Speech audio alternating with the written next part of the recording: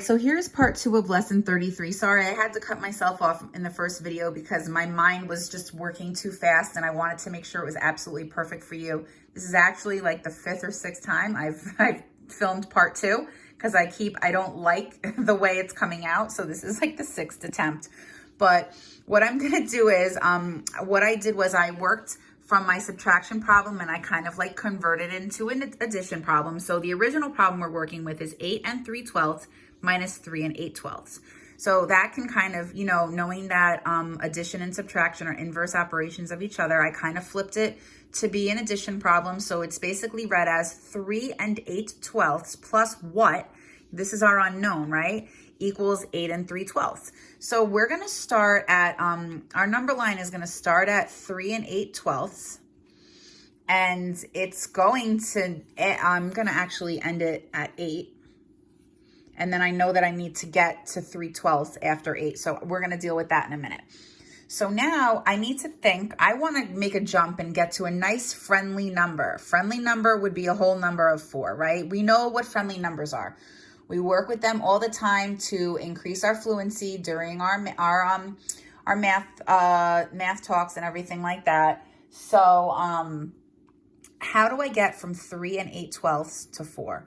Well, I know that to turn this into a whole number of 1, it needs to have a denominator that is a numerator that's the same as the denominator. So that would be 12/12. So 8/12 plus what gets me to 12/12? Well, I know that 8 plus 4 is 12. So I need to make a jump of 4/12 to reach 4. Once I'm at 4, since 4 is a nice friendly number, it's pretty easy to get to 8, right? I know that it's 4, right? Because 4 plus 4 is 8. So we're going to do, one jump to land us at 5, another jump to land us at 6, another to land us at 7, and a 4th to land us at 8, right? So we can agree that we just made 4 jumps. 1, 2, 3, 4. And every time I made those jumps, I was adding a whole number. Well, now I've reached 8, but I need to get to 8 3/12. So I just need to add on those 3/12. 8 3/12 is going to, so to go from 8 to 8 3/12, I'm just adding 3/12.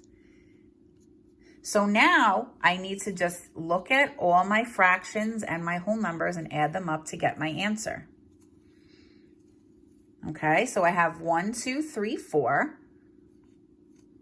And 4/12 plus 3/12 is 7/12.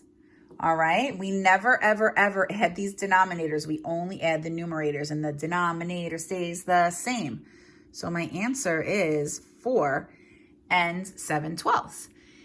And if I wanted to check my work by using, check it again, I could add these up. And if I add them up, I will get 8 3/12. Let's just check just to make sure, right? Because you know how Miss Lahosky likes to just always make sure.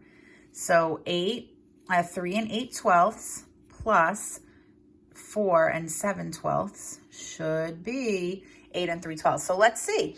So we have in the past a couple of lessons when we're focusing on adding mixed numbers, we add the fractions first or the whole numbers first. It doesn't really matter. So 8 plus 7 is, 8 plus 8 is 16, and 7 is 1 less than 8, so it's got to be 15. And 3 plus 4 is 7. Uh-oh. I don't know if that exactly matches 8 3/12. What do we notice about this? I hope you said that you notice that this fraction is more than 1 and that we never, ever submit it like this. So we've been working on decomposition to turn this improper fraction into a mixed number, right? So we're going to have, of course, a denominator of 12 that never changes. This is going to be what's going to equal 1, right? We know that when the denominator and numerator are the same, it equals 1.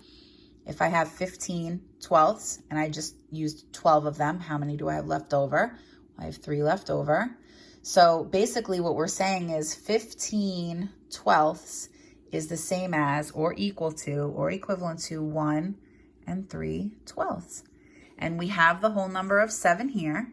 So if we add together 7 and 1 3/12, we are going to end up with, boys and girls, 7 plus 1 is 8. And 3/12 is just 3/12. So we do actually get the same answer, okay? So we checked our work, we used a number line, we changed our subtraction problem to addition, and we worked on it that way. Hopefully this video helped you. Bye.